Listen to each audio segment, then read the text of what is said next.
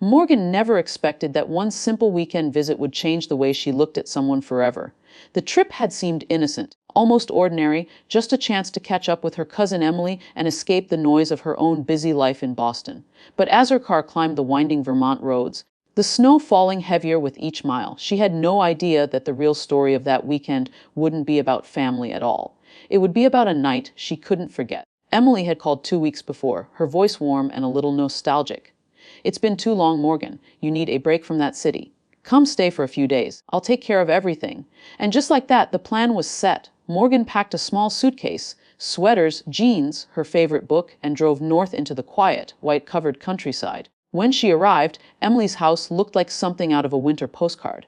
A two-story home with a wraparound porch, soft yellow light glowing from the windows, and smoke curling gently from the chimney. The smell of wood burning in the fireplace hit her the moment she stepped inside, along with the sweet scent of cinnamon candles. Emily was waiting at the door, wrapping her in a long hug that made Morgan realize how much she had missed her. The first few hours were filled with laughter and memories. They sat in the living room, legs tucked under blankets, sipping steaming mugs of tea while the wind howled outside. The conversation moved easily from childhood stories to the challenges of their adult lives. Emily teased Morgan about her habit of staying up too late reading. Morgan reminded Emily of the time they had both tried and failed to bake a cake for their grandmother's birthday when they were teenagers. It felt safe there, warm, like stepping back into a simpler time before long work weeks and failed relationships had left little cracks in Morgan's heart. She had been feeling tired lately, not just physically, but in her spirit. The city's pace had worn her down, and her last relationship had ended without closure, leaving her restless and uncertain. Emily's home was the opposite of all that chaos. It was a place where the only sound was the ticking of the old grandfather clock in the hallway, the crackle of firewood, and the soft hum of the snowstorm outside. Dinner was a slow, comforting affair. Emily made roasted chicken with rosemary and potatoes, and Morgan found herself savoring each bite. They talked about the coming holidays, about family members they hadn't seen in years, and about how quickly time seemed to pass now. Morgan could feel her shoulders loosening, her mind beginning to quiet in a way it hadn't for months. By the time they finished dessert, a slice of apple pie Emily had made that morning, it was nearly midnight. Emily stood and stretched, her eyes heavy with sleep. "I've got an early meeting in town tomorrow," she said with a small smile. "You should get some rest, too. The guest room is all ready for you." The guest room was upstairs at the far end of the hall. Morgan carried her overnight bag up the creaky wooden steps, her hand brushing against the smooth rail that had been polished from years of use. The room was cozy, a soft quilt folded neatly on the bed, a small lamp casting golden light, and a view of the snowy yard through the window. A stack of books sat on the nightstand, waiting for her. She changed into her favorite flannel pajama pants and a loose sweatshirt, brushed her teeth, and slipped beneath the covers. The quilt was warm, the kind that felt like it had absorbed the comfort of years. Morgan turned off the lamp and lay in the darkness, listening to the wind move through the trees outside. She thought of how quiet it was here compared to her apartment in Boston. No sirens in the distance, no car horns, no neighbors arguing through thin walls, just the sound of winter, the hush of falling snow, the occasional creak of the house settling. It was the kind of quiet that made her feel both peaceful and strangely alert, as if the night was holding its breath. She didn't know how long she lay there, drifting between thoughts and dreams, when she heard it, a faint sound from downstairs. At first, she told herself it was nothing. Old houses made noises, especially in winter. But then came the soft thump of a door closing, followed by the sound of footsteps, slow, deliberate steps moving toward the stairs. Morgan's heart gave a small, quick jump. She sat up slightly, her ears straining in the dark. Emily had said she was going to bed, and Morgan hadn't heard her come back upstairs. Maybe she'd forgotten something in the kitchen. Maybe she'd gone out to the garage. The footsteps grew closer, steady and unhurried, the floorboards giving a faint groan beneath the weight. Morgan pulled the quilt closer to her chin. She wasn't afraid exactly, more curious, her mind turning over possibilities. Then the sound stopped. For a moment, there was only the whistle of wind outside. Morgan was about to lie back down when the guest room door gave a quiet, hesitant creak. It opened just enough for a figure to stand in the doorway, silhouetted by the dim light from the hallway. Her breath caught. It wasn't Emily. The man in the doorway was tall, his shoulders broad beneath a winter coat that was dusted with melting snow. His hair was dark and damp, curling slightly at the edges from the moisture. Even in the shadows, she could see his eyes, curious, surprised, but warm in a way that made her pulse quicken for reasons she didn't fully understand. "I'm sorry," he said in a low, calm voice. I didn't know anyone was staying here. Morgan didn't move, still trying to place the face. And then, like a slow memory resurfacing, she realized it was Ethan, Emily's son. She remembered him as the quiet boy who had followed his cousins around at family barbecues, always with a shy smile and a baseball cap pulled low over his eyes. But that was years ago. The person standing before her now wasn't a boy anymore. The snow outside kept falling, the wind brushing against the windows. Inside, the air felt still, as if something had shifted the moment he stepped into that doorway. And Morgan knew, deep down, that her quiet weekend was no longer going to be simple at all. For a few long seconds, Morgan could only sit there, her eyes adjusting to the dim light spilling in from the hallway. The man in the doorway didn't move, as if he too was trying to figure out this unexpected moment. His dark coat still glistened with small beads of melting snow, and his breath came out in a soft cloud, showing just how cold it was outside. Finally, he stepped forward just enough for the light to fall on his face. The years had sharpened his features. The boyish roundness she remembered from family gatherings was gone. His jaw was stronger, his cheekbones more defined, and his eyes were the same warm hazel, but they carried a depth she didn't recall before. "I'm Ethan," he said again, softer this time, as if afraid of waking someone. "Emily's son. You're Morgan, right?" She nodded, still holding the quilt around her shoulders like a shield. "Yes, it's been a long time." He smiled faintly, the kind of smile that was polite but also a little amused. "Yeah, I think the last time I saw you I was about 12. That made her laugh quietly, the sound breaking some of the tension in the room. "You've changed," she said, the words slipping out before she could stop them. "So have you," he replied, his eyes lingering on her just a fraction longer than necessary. Morgan suddenly became aware of her loose sweatshirt, the way her hair had fallen over her shoulders, the soft glow from the bedside lamp highlighting the space between them. She didn't know why it mattered, but it did. Ethan stepped fully into the room now, shrugging off his coat. Underneath, he wore a dark sweater that fit him just right, not too tight, not too loose, and jeans that still carried faint marks of travel, as if he had just come from a long journey. "I just got back from Burlington," he explained, as if sensing her curiosity. "Snow came in faster than I expected. Thought I'd crash here for the night. Emily didn't mention you were coming." Morgan said, her voice softer now. He chuckled. "She didn't know. I was going to surprise her in the morning." Then he tilted his head, a teasing glint in his eyes. "Wes, you got the surprise instead." Something about the way he said it made her chest tighten. Not in an uncomfortable way, but in a way that felt alive. It was strange. She had known him as a child, but standing here now, there was nothing childlike about him. "Sorry if I startled you," he added, his tone sincere. "It's fine," she said quickly, perhaps too quickly. "I wasn't expecting anyone." They stood there for a moment in a comfortable silence, the snowstorm outside filling the pause. Morgan could hear the faint hum of the furnace, the ticking of the hallway clock, the muffled rush of wind through bare tree branches. Ethan glanced at the empty chair by the window and nodded toward it. "Mind if I sit for a bit? My head's still kind of spinning from the drive." She hesitated for half a heartbeat, then nodded. "Sir," he sank into the chair, leaning forward with his elbows resting on his knees, hands clasped loosely. "So what brings you to Vermont?" "Emily invited me," she said. "I just needed some time away from the city." "Boston, right?" he asked, and when she nodded, he smiled knowingly. "Yeah, I remember you telling stories about the noise, the traffic, the coffee shops that are always too crowded." She laughed softly. "Nothing's changed. Still noisy. Still crowded." They talked like that for a while, each question pulling the other into a deeper rhythm of conversation. It surprised Morgan how easy it felt, as if no years had passed at all. Ethan told her about college, about spending a semester in Colorado, about hiking in the Rockies and working part-time at a small bookstore that smelled like old paper and pine wood. She found herself leaning forward, picturing him in those places, wondering what he'd been like in all the years they hadn't spoken. When she spoke about her own life, her work in graphic design, her tiny apartment above a bakery, the way she often walked home through the city at night just to clear her mind, he listened with an attentiveness that was rare. His eyes didn't drift. His phone didn't appear in his hands. It felt like he was truly there with her in that moment. At one point, a sharp crack outside made her jump. A branch heavy with snow had broken off and hit the roof. She glanced toward the window, her heart racing just a little. Ethan noticed immediately. "You okay?" he asked, his voice low and reassuring. "Yeah," she said, brushing it off, though she could still feel her pulse quickening. He leaned back in the chair, his gaze steady on her. "It's just the storm. House makes a lot of sounds when the wind's up." She nodded, but his presence, the way he was watching her, had a strange effect. It was grounding and unsettling all at once. She wasn't used to this kind of attention anymore. The conversation slipped into softer topics then, favorite movies, books they'd read, the kind of music they played on long drives. They discovered they both loved the same old folk song, the kind that sounded like it had been around forever. She told him about her favorite coffee shop in Boston, and he said he'd have to visit sometime. As the minutes passed, Morgan found herself forgetting how late it was. She was no longer thinking about sleep or even about Emily. It was as if the storm had sealed them into their own small world, one where time slowed down and each glance and smile seemed to mean more than it should. At one point, she noticed the way the light from the lamp caught the faint curve of his smile, the way his eyes seemed to soften when she spoke. She wondered if he was aware of the quiet pull between them, or if she was imagining it.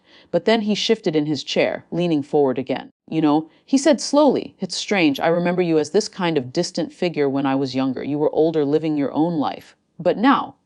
His voice trailed off, and he shook his head with a small laugh. Now it feels different. Her breath caught, though she wasn't sure why. Different how? He met her eyes, holding them for a beat longer than felt casual. Just like I'm seeing you for the first time. The words hung between them, quiet but charged. Morgan didn't know what to say, so she didn't say anything. The snow outside kept falling, the wind brushing softly against the windows, and for a long moment they just looked at each other. Finally, Ethan stood, breaking the spell. I should let you rest, he said, though his voice was softer now, almost reluctant. Morgan nodded, though part of her didn't want him to go. He paused in the doorway, one hand on the frame. Good night, Morgan. Good night. Ethan, she replied, her voice barely above a whisper. When he was gone, the room felt quieter, but not in the same peaceful way as before. It was a different kind of quiet, the kind that lingered after something unexpected had begun, leaving her wondering what might happen next.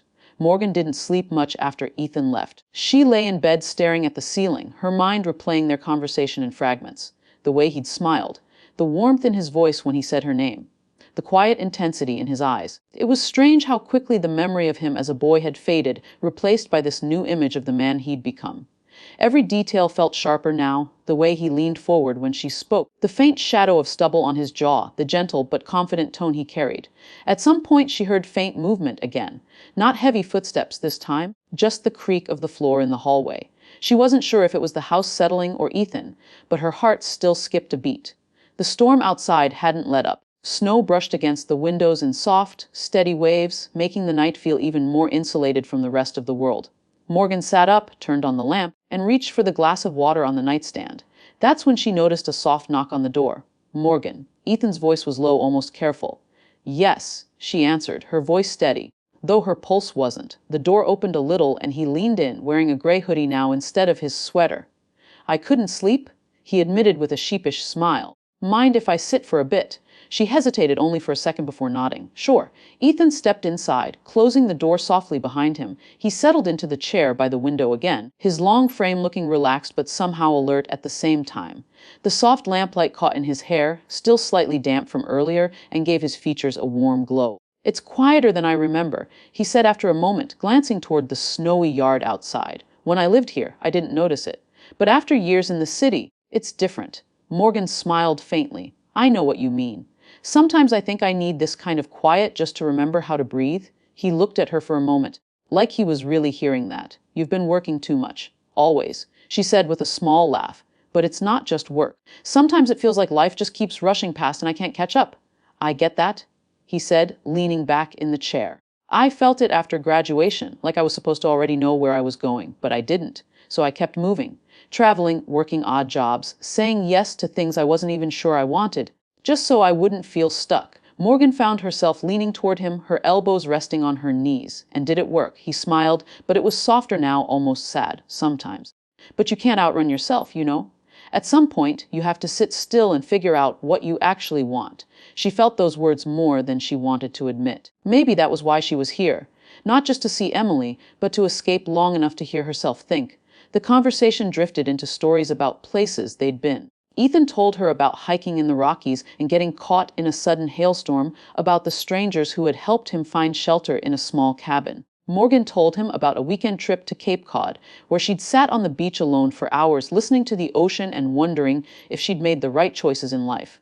At one point, another gust of wind shook the house and the lamp flickered. Morgan glanced toward the window and Ethan followed her gaze. Don't worry, he said gently.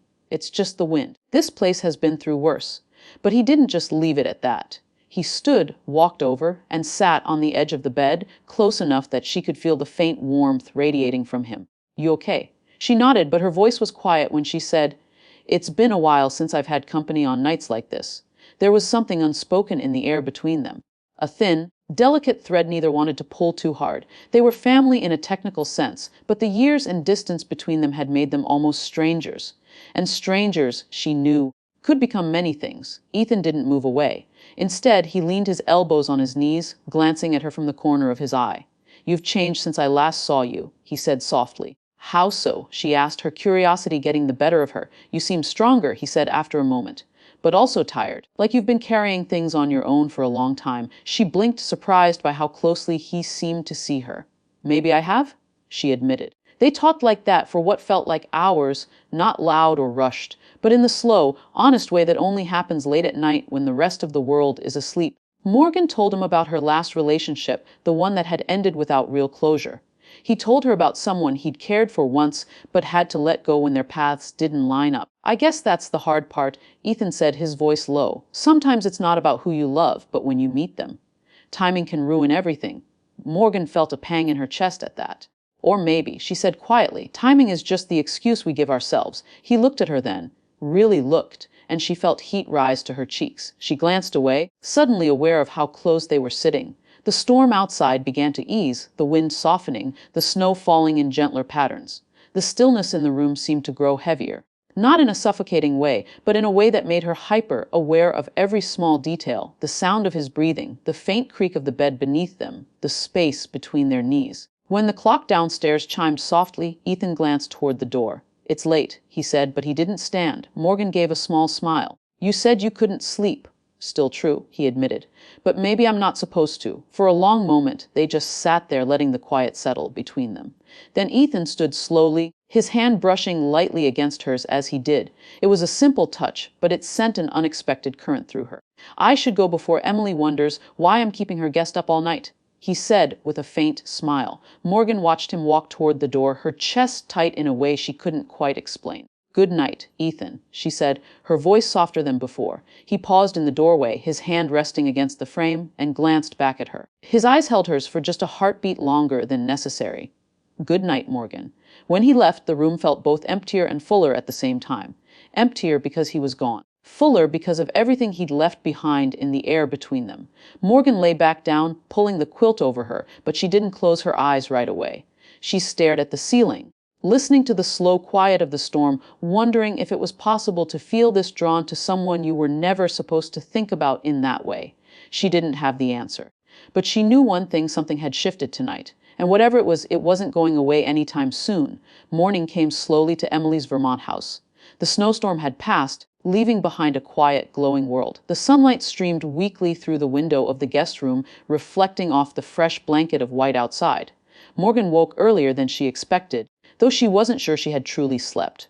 Her mind had been restless all night, circling back to the sound of Ethan's voice, the way he'd looked at her before leaving, and that strange mix of warmth and uncertainty he carried with him. She got up and dressed, moving quietly so she wouldn't disturb anyone, pulling on a thick sweater. She padded down the hallway toward the smell of coffee.